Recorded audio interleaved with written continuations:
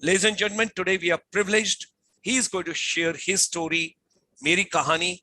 Before I bring you Sakshat, Rubaru, Hamrahi, Hamzulf, and Hamnamaz, I would like to share with all of you a couple of slides. What is the purpose of this program? Why do we have this program? Today is also International Mother Language Day, 21st February, and the new education policy 2020, which has come. There you got to understand that the regional language, mother tongue, is going to play a very important role for all of us in the education vertical and education ecosystem. Using technology for the multilingual learning, challenges and opportunity is the theme for the year 2022.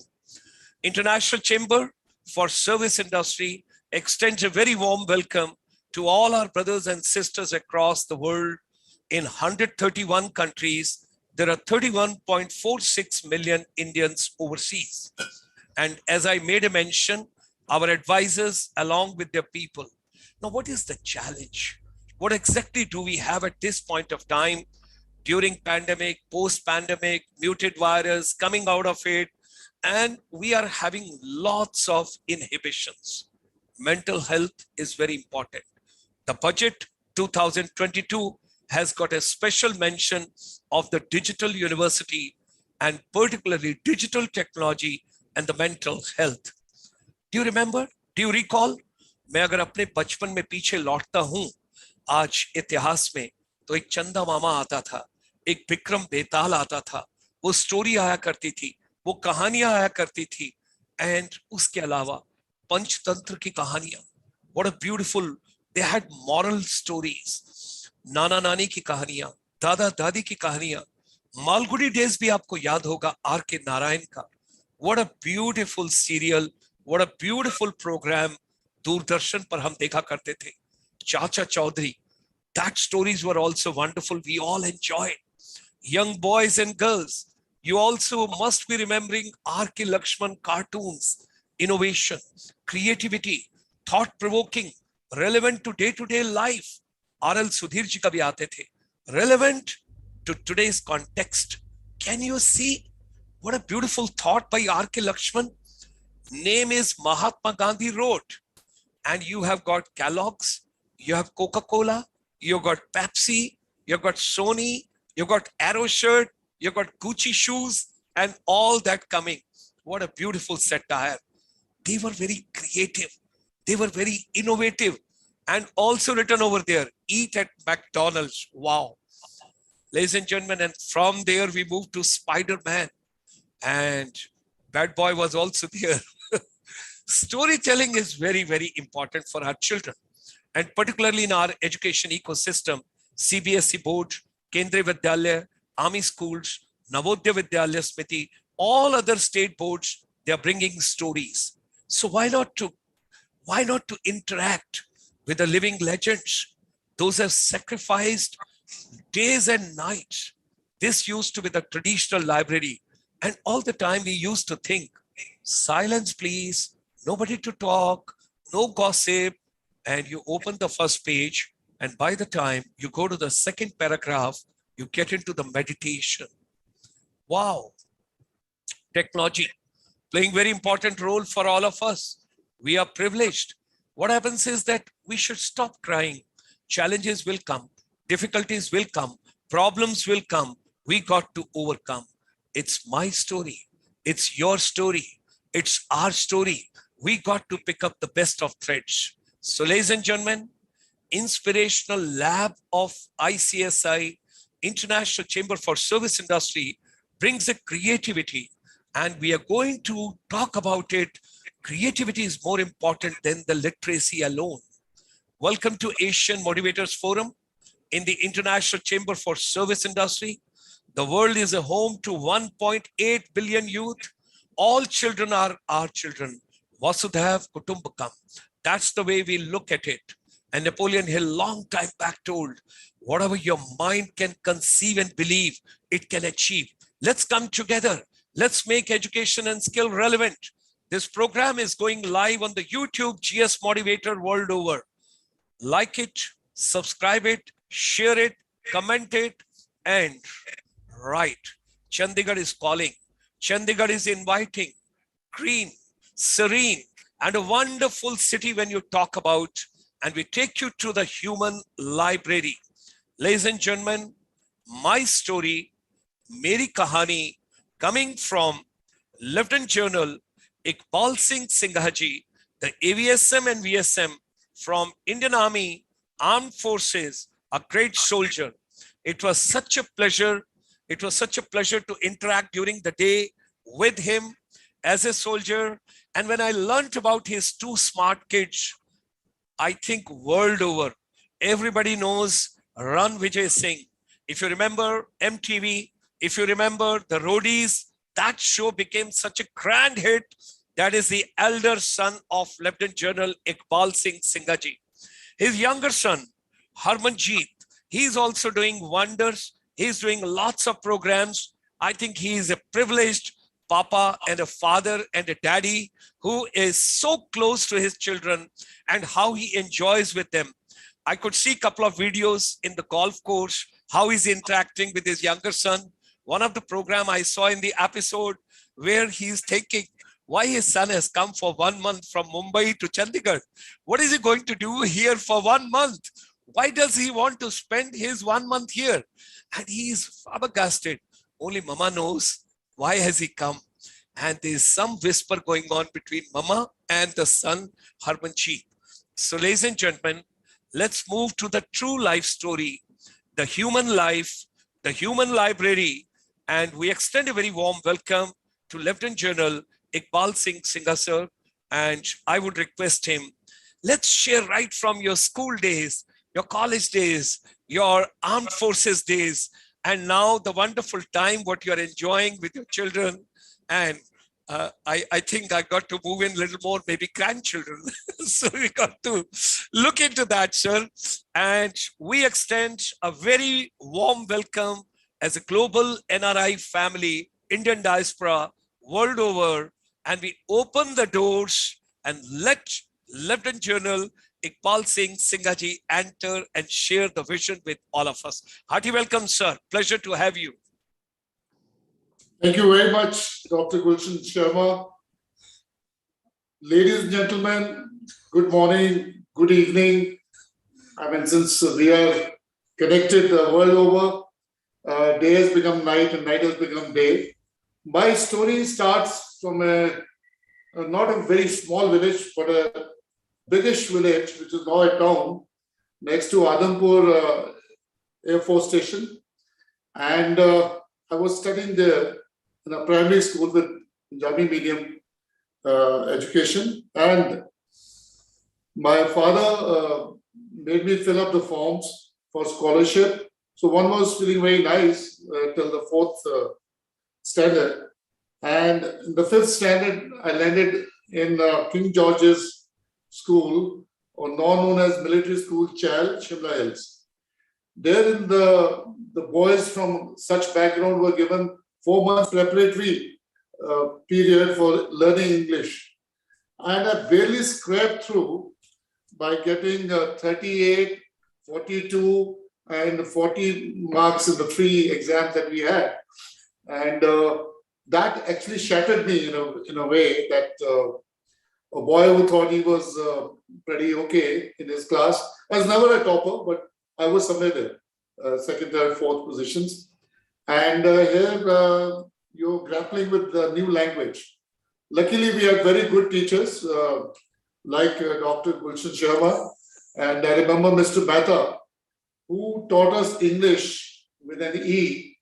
And next 1 year, I was getting in an elective like English, I was getting 70 to 80% marks. So that was a transformation. And then, of course, you talked about a lot of Indian magazines. But those days, since we were in the boarding, we would also read Archie's and other comics. And that was a trend that every time when you came from home, you got some new comics and everybody shared them and looked for a fresh stock by the end of the term. I was not outstanding in sports. I was above average in studies. but suddenly found myself in 10th as a senior prefect, which surprised me no deal. And I'm sure some of my good friends who thought they were better, it surprised them too. Maybe the system had the confidence in me, but that was the pinnacle of my school career. So in life, one has to take, there are some decision points. And our aim was to join the army or join the merchant navy, as in the opening lecture also, Jan KJ had mentioned, or become a doctor or an engineer if you are better in studies. And a lot of ex-students used to come from NDA and tell us the stories how NDA is laid out, such a beautiful place. And that was the aim. So when I went home during my 10th vacation, summer vacation, I saw my father was posted as instructor in the Indian Military Academy. And I saw riding and swimming happening there. And then I realized that if I have to prepare myself for NDA properly, I must learn riding and swimming, because we didn't have these facilities in our school. So I left the school halfway in 10th and joined my parents in Dehradun. And by the time I went to NDA after a year and a half, I was on pig's back because I was a good rider and I could save myself from drowning. And so the difficult things were sorted out. Life at NDA was pretty good. One was amongst, again, not the toppers, but you can say second run cadets. But the shock of my life I got when I was not feeling well in the final camp. And as there was our actual instructor or directing staff that we call, he was not there with us. Somebody was filling it up and he didn't know us well. Otherwise, he would have never doubted my integrity and sincerity. So he thought I was shamming. And I was given the least marks in service subjects. So that was a wake-up call. And I said, this is my bread and butter. Academics, we have learned enough in India. Now I'm going to IME. I must make a strong base for my service subjects. And my father, having been an instructor, he had all the pamphlets and presses. So I started reading them and found them very interesting, especially the tactics thing. So to cut the long story short, in IMA, I passed out in the super block, which is the first block, had a good appointment. And this was all because I had wanted to do better. And thereafter, I got the choice of my regiment, Rajputana Rifles. Finally, I retired as the colonel of the regiment, but I got a very fine battalion. That is,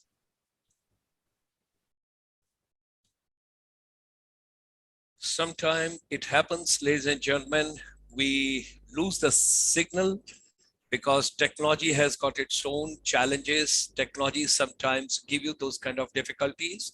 But well, if you remember, by the time General Saab comes back, two of his wonderful sons, and as I made a mention to you, Run Vijay Singh, everybody remembers from the MTV and the roadie shows, and young boys and girls bubbling with the energy, coming forward, taking interest. That was something fantastic, wonderful. And now his younger son, he's also producing lots of programs.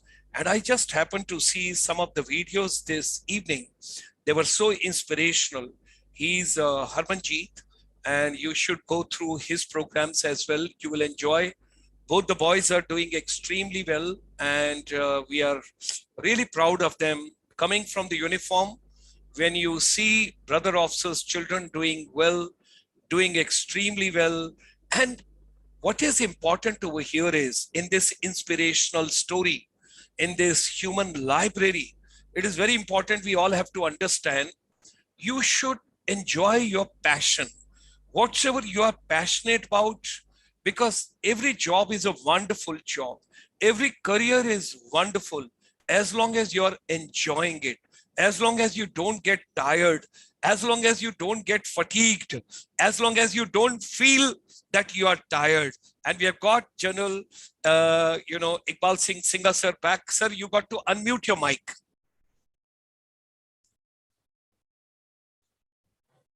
Wonderful. Now? Yeah. Wonderful to have you, sir. Meanwhile, I enjoyed with the children regarding Ran Vijay and Harmanjeet. Please go ahead, sir. Please go ahead, sir. Children these days do their parents proud, and I exhort all children who are hearing us, they must do well in life, and not that when a child does well, everybody related, the parents, the teachers, the neighbors, the relatives, they all feel very good about it. So please keep doing well. So this is we were at we were at the Rajref, sir. We were Rajref, and little known to me, somebody had pulled strings to get me into his unit. God bless his soul. Brigadier Dilbagh Saini got me into 4 Rajputana rifles, which was known as a Fleet Street Battalion during Second World War.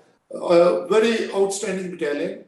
It was a pride of the 4th Div in Second World War. So one learned some very good practices when you're a young officer, and the grooming was done exceedingly well.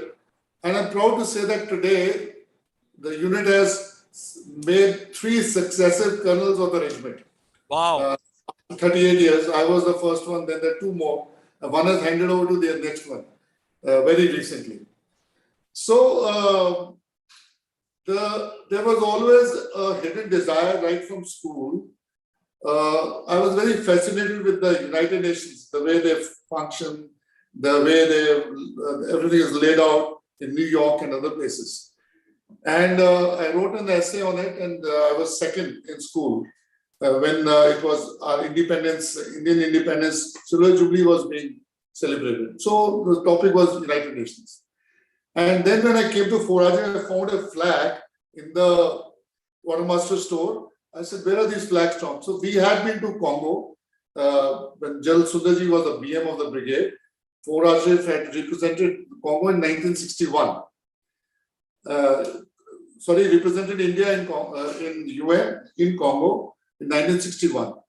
I took the flag from him. I got it issued on my name and put it in my room.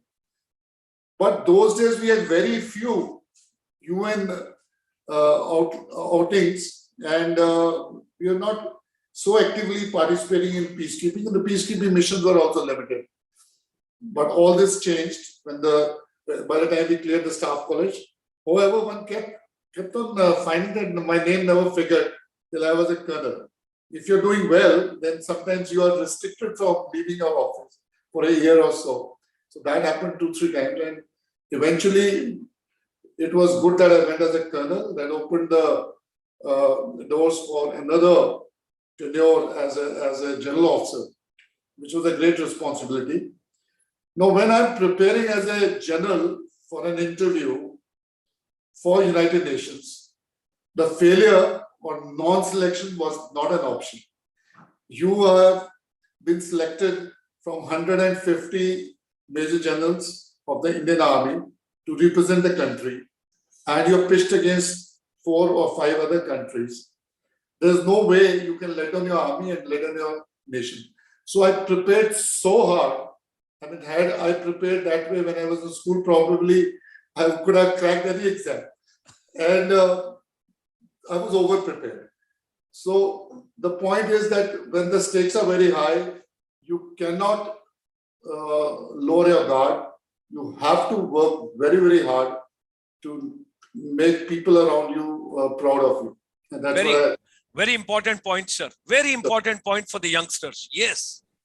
And because everybody is looking up to you at that point in time. So that was another, decision point. And next, I find myself in Syria. Before I went there, I went for a briefing into the UN headquarters. There, for a change, one person was being taught by 5 or 6 people.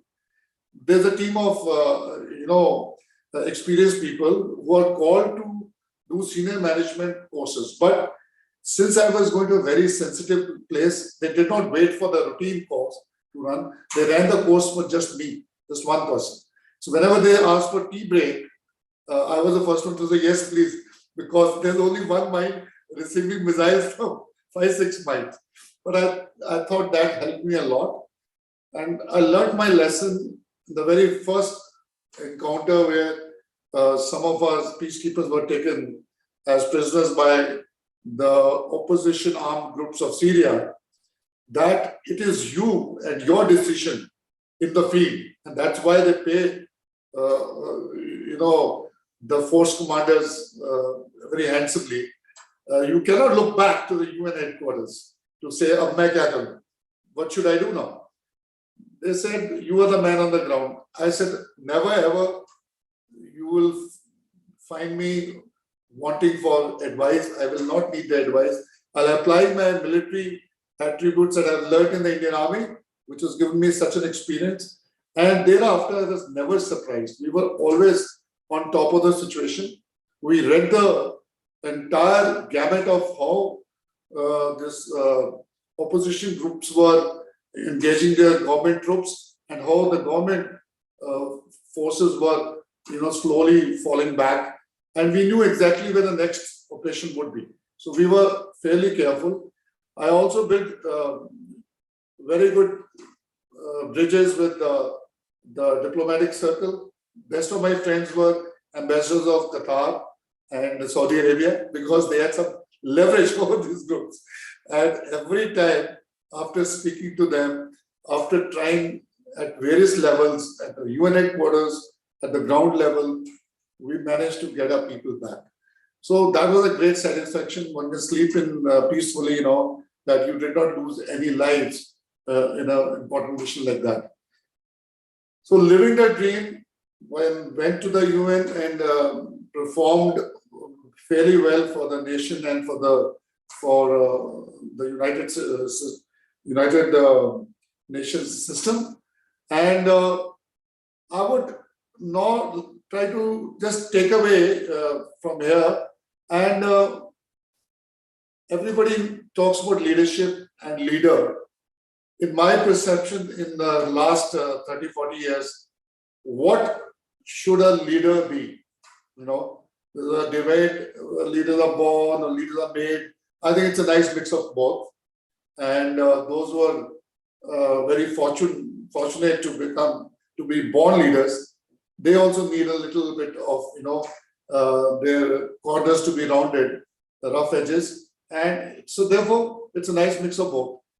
And if you just see the word leader, this is my experience. There are so many writers, authors who have listed their own. I feel if we see the letter L, L should stand for learn your job, firstly. You cannot lead a team of people in the civil or in the corporate sector or in the government or in the even armed forces without your knowing your job. So you have to know everything that it takes. Then lead from the front. Another L, lead from the front and love your role. You have to fall in love with what appointment you have been given and not say, "Main to phas gaya yaar, isne leader bana diya." So, your good action so far have made you, propelled you there. You have to prove the point. And you cannot let down anyone. E, after L, E should, I think, come and empower and build your team. Very important. The commander or the leader himself cannot achieve results unless the team is strong. And your strength lies in the weakest link. Those who are weak in any physical or any other activity, lay more stress on them. The gladiators will, in any case, perform. They will also help the group to come up. But your concentration of your effort should be on the weakest link. Then endure. It is a very difficult journey that you're going. You have to endure it with all humility and engage. Engage with your men, engage with the hierarchy, and you cannot have leadership from sitting behind in your own tent or in your air-conditioned office. You have to be there, engaging people. Then after L and E comes A. A, I would say, again stands for three words: ambition. It's good to have an ambition. Without ambition, there's very little difference between a human being, which has got a better mind than the other animals, other species. And you should not be at the same time over-ambitious. You should be able to gauge your capabilities, be ambitious, and follow the true path, the difficult path to achieve your ambition. And teach your people under you also that this is the only way, there are no shortcuts to achieve ambitions. Then you should be amicable, flexible, and also amiable. But at the same time, there's no chief popularity. You have to be stern, and it's a nice mix of, as they say, an iron hand or an iron fist in a velvet glove. So you have to be a nice mix, and people should walk up to you and share their concerns. They should have that much confidence in you. Comes D. D obviously has to be diligence, dependability. People should be able to depend on your leadership. As also, you should have the art of delegating things. You, in the war-like situation, you cannot do, or same as goes for the corporate sector, you cannot do everything yourself. When you delegate to your subordinates, you delegate only the actions, not the responsibility. The responsibility remains yours. Therefore, somewhere midway, you must check what is happening and carry out mid-course corrections and guide your subordinates so that they bring out the best. And after that, I would say it is, again, E comes second time. Here, you have to place yourself in other people's shoes. So empathy, not sympathy, but empathy you should have. Endearment. You have to love your command, as I mentioned earlier also. Equality in dealing with them. There are no favorites. Favorites should be only hardworking people. Those who produce more work, those should be your favorites. Those should be your gladiators.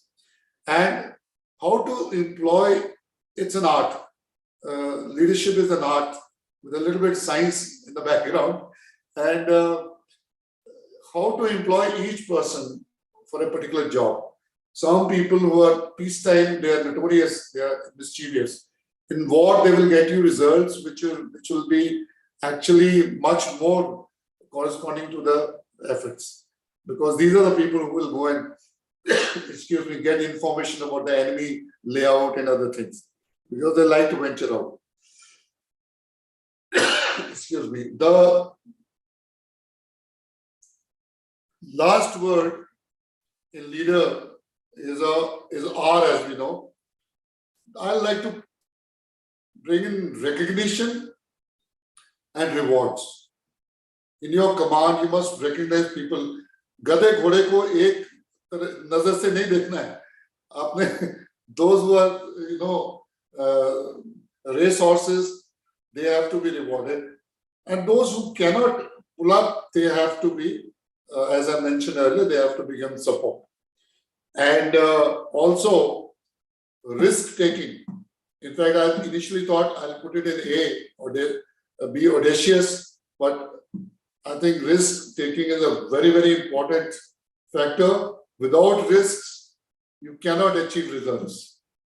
Otherwise, if everything is there for you, like General Montgomery, then success is assured. But if you're General Patton, then you will take calculated risks, or even better, if you're Rommel, you will reach the enemy divided quarters with just 11 tanks, and then sometimes mistake it as your headquarters. And before the enemy actually realized this man was out of the camp. So that is the audacity that you have to have. And calculated risk will always help you. But foolhardiness, there's a very thin line. One should not cross that particular thing. This morning when I was coming, I just opened the fridge. And normally I don't go to the fridge, but I saw there was my wife had put a caption on top. Winners aren't people who never fail. They are the ones that never quit. So you will fail. Failure is a stepping stone to victory. But after that, you must stay at it. Prioritize your things. Reprioritize them as life unfolds. In the military operations room, in the morning, there was a priority of particular thing. You have to reply a parliamentary question by so and so time. And then suddenly they said the chief of the army staff is going to meet the defense minister, who's going to brief the prime minister on a particular situation developing. So priorities change, and you should be able to do it in your mind. You must train your mind to do that. And maintaining a balance is very important. So once you see some of those videos, you know, it is not all play and that makes life very, all work and no play. That makes life very dull.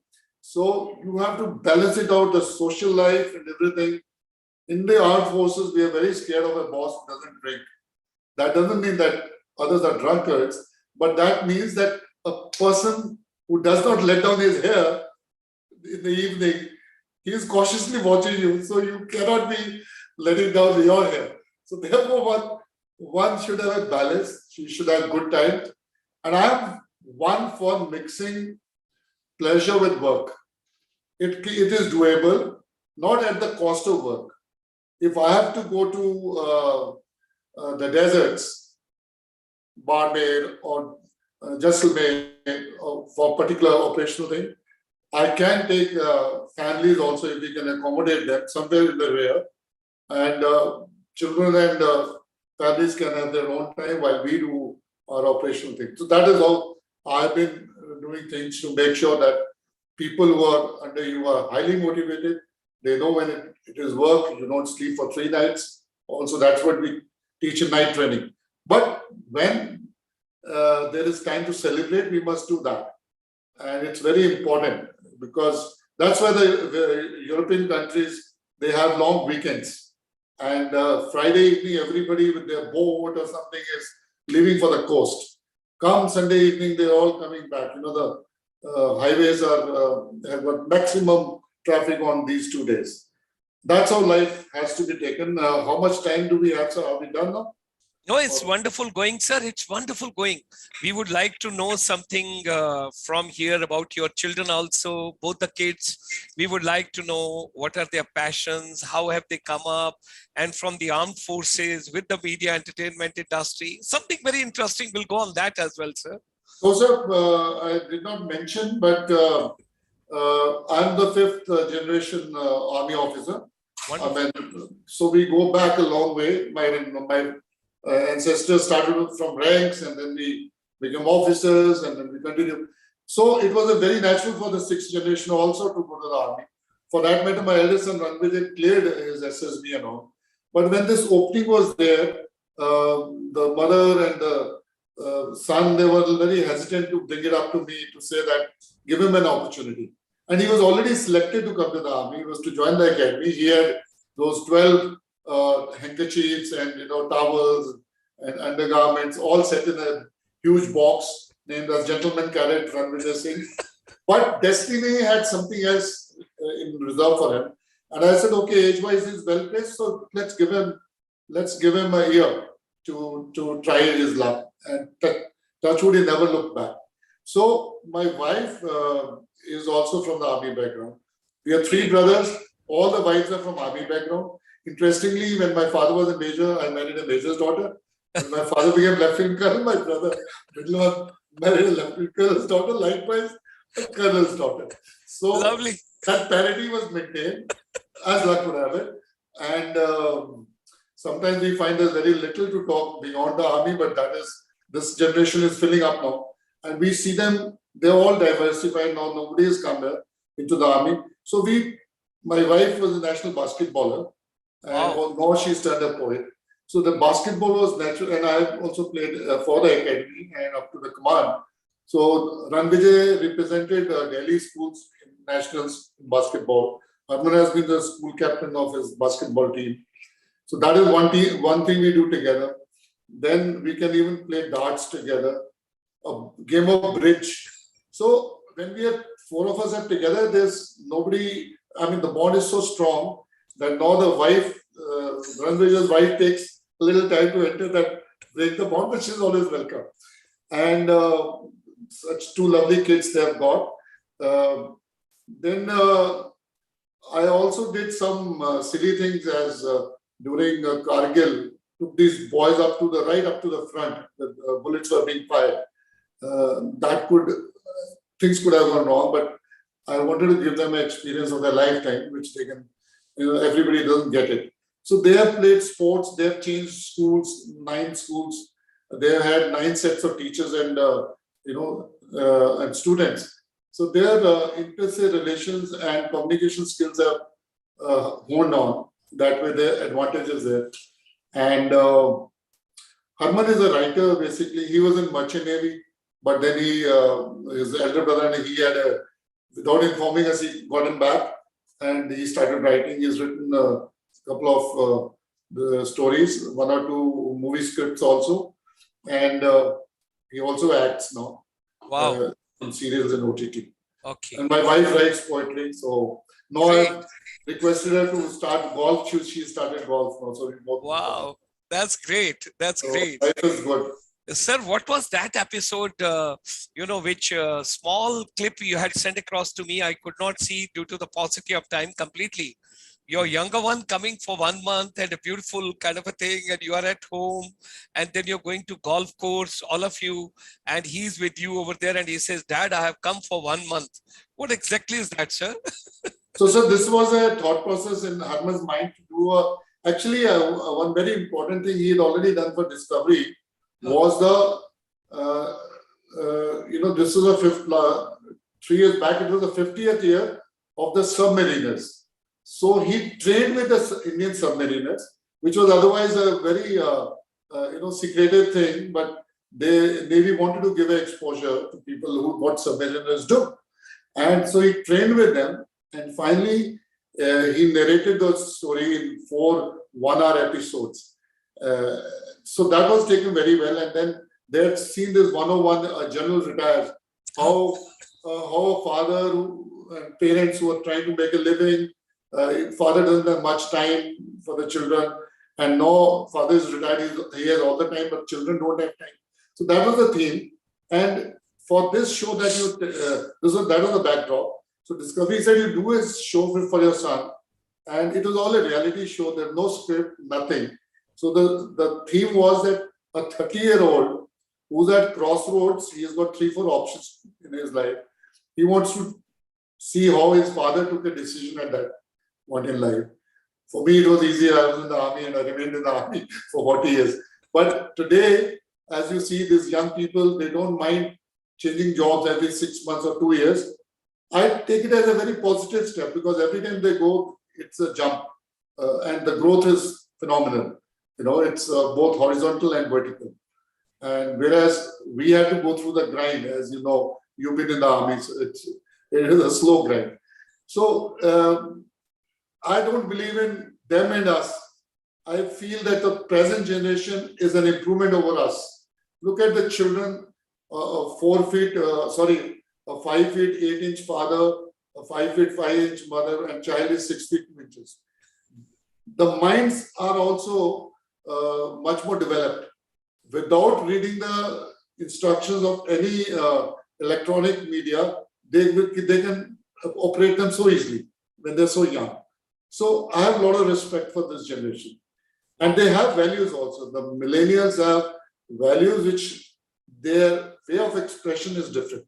Yes. In fact, they're more confident of the boys and girls of being in each other's company and still, maintaining the decorum, which we did not have in our generation. Wonderful. So I think there's a lot to learn, and life is full of learning. When my first leader learns till he goes to his grave, he must continue to learn from his subordinates as much as he learns from his peers and his seniors. Wonderful. Wonderful. Few steps we have to walk and few steps younger generation has to walk. कुछ कदम तुम चलो, कुछ कदम हम चलें, और फिर देखिए कैसा. It's something fantastic. And I think that is the way forward, because India and Asia is a very young region. And we have got more young people than the older ones. Older ones' experience can be handed over to them, shared with them. But the aspirations of the younger people have to be honored and they have to be given all opportunities. Today, parents are going head over heel to bring up their children and they want only one or two children so that they can give them the best. And that's what they're doing. So I think the world as well as India has arrived at the world stage, as you know, and we are doing well everywhere. And we wish the entire diaspora all the very best. Today, I sent you my article on UAE. I was there for a few weeks with the Ranvijay's family. He's got a son 6 months old and the elder daughter 5 years old. So it was a treat to be there. Such a nice, clean country, and we can learn a lot from each other. Wonderful, wonderful. Sir, you were also mentioning somewhere in between some serial or some program which is very close to youngsters nowadays, Shark Tank or something you made a mention, sir. So Shark Tank, if I'm not wrong, came about when I'm forgetting the name, one of the American presidents, Okay. he said that we must, we must encourage entrepreneurship. Okay. And there are a lot of young minds, but they need capital to invest into their ideas. So it was started in America with established corporate houses, people coming as sharks, 4 or 5 of them sitting on huge chairs, and entrepreneur who's already started a business but wanting to expand and go big, pitching to get money from them, $1 million or $500,000 or whatever. So this show has been going on in the USA for so many years and so many other countries. They thought of bringing it to India. It's become very popular. Contrary to the American format, is almost the same, except that Ranvijay is hosting this, and he comes in the beginning and in the end to give some. Because there are so many people who are supporting the system, the program, so they're also giving some academic courses and others to entrepreneurs. So he issues out those certificates. Wonderful. It's a program which is going to stay, and it is, if so many corporate houses dish away some amount of their money to people who are coming up, it's a win-win situation for the country. It's a win-win situation. Wonderful. The gap between the rich and poor will firstly it will come lower. It will be lesser. As also we have such a progressive youth, they will be employed in better avenues, and they will create jobs for others. Excellent. Wonderful. Wonderful. Such an amazing. Before we close down, sir, have you taken something from Madam in the poetry? Maybe I'll keep it for the next time, or maybe she will come and join you, and then both of you can, I need to work on it. Okay. And she's written some very nice poems about about the patriotism, about human values. I can just otherwise tell you without knowing the line that once we were in Jammu and Kashmir, in Rajouri sector, there's this, we are going on the road from Rajouri towards Punch, and there was some kind of work going on, road work, and we saw a very small little child put somewhere there, and the mother is working, And on that, my wife wrote a very good point. Wow. मैंने भी बचपन देखा. This is narrated by the elder brother. कि हमारे बचपन में तो यही होता था. Mother, she delivered, and very next day she was on the job, and I was trying to. It was my job to amuse the young newborn. So that kind of once she's now up to her third book. 2 are in Hindi. Third one is now in Punjabi. Wow, and that's some individual points she's written in English also. So lovely. Runs between the languages. Dear lovely. Sir, do you enjoy music, sir? Yes, sir. And Who is your favorite singer, sir? Male singer? Any favorite singers? okay, when it comes to India, it's all-time favorite is Kishore Kumar. Kishore Kumar. Okay. Kishore Kumar. I did a similar show for a Shulni University, and they played the music of my choice. So they were generally Kishore Kumar numbers. Because, sir, otherwise, we enjoy. Our NRIs are very fond of Indian music. They want to listen. They always want to know. So we wanted to know who's your favorite singer, Kishore Kumar. That's right. That's right. Okay. Any particular song, sir? Any song which is your most favorite?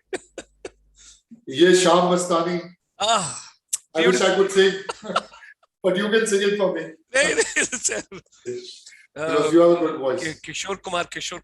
Ye Sham Mastani madhosh kiye jaan mujhe dor koi khiche teri aur liye jaye. That's inspiring. Mastani. What a beautiful music of R.D. Burman sir, Kati Patang.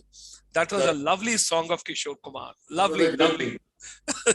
That's such a pleasure to have you with us, sir. Thank you very much for sparing your most valuable time. Our great and deep regards to Madam for her poetry.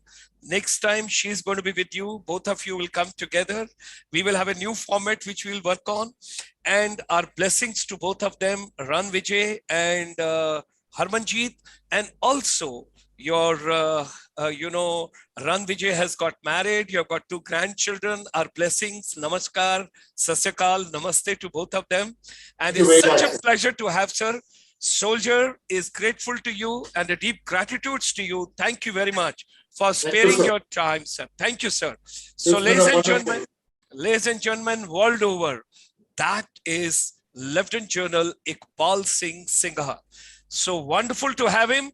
Today was the second program in this episode. Every Monday, you'll be meeting one decorated soldier, maybe in uniform, maybe out of the uniform, but they will come, they will inspire. Keep rocking, keep growing. You got the new definition of the leadership also today. Who is a leader? What all leader can contribute? And we started beautiful from Adampur. We came to Chahal. We went thereafter. And next time, sir, I'm going to use Archies also, which you have made a mention. And your NDA days. Don't forget asterisks, please. Asterisks. Yeah. Okay. Thank you, sir. And thank you. Those books of Hardy Boys and Nancy. Hardy Boys. Nancy later, but that famous 5 and Enid Blyton. Right, sir. Famous 5. Great. I'll bring it, sir. And the 4 Rajref and the Congo, then the Syria, and such a beautiful journey we had with you. Thank you very much for sparing your time, sir. Thank you very much for being inspiration. And younger generation, get up. Get up. Now you got to get up. Here are the armed forces officers. Those are coming to inspire you. And teachers, you need not to get tired. We are with you. We all are going to work together. India is Youngistan. India has got young population. And sir has endorsed that this young generation, one beautiful sentence I have taken from him, aspiration of young people have to be honored. Wow, that's great. We got to inspire all of them. Thank you, sir. Thank you very much. So all my friends, brothers, sisters across the globe, Indian diaspora, Canada, USA, Latin America, it's a great morning for all of you. Enjoy your full day. People, those are in European Union, you are waiting for your evening tea, coffee, go for that. And people in Bharat, go for your dinner and drink whatever you enjoy. Thank you, sir.